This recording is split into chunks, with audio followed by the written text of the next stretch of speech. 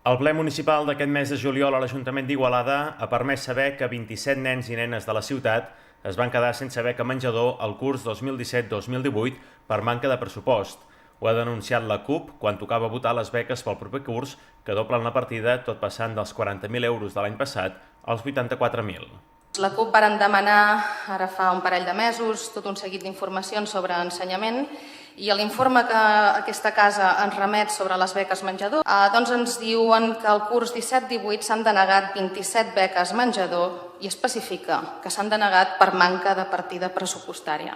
Davant la falta de concreció per saber si els 27 alumnes als quals se'ls va denegar la beca se'ls la va acabar donant a través d'un augment del pressupost, la regidora de la CUP ha replicat. Eva Pedraza recorda que, com que són ajuts amb finalitats de caràcter social, queden exclosos de l'Ordenança General de Subvencions de l'Ajuntament i, per tant, assegura que si hi ha més sol·licituds que pressupost, el pressupost hauria d'augmentar, cosa que sembla que no es va fer. Estem parlant de 13.000 euros. 13.000!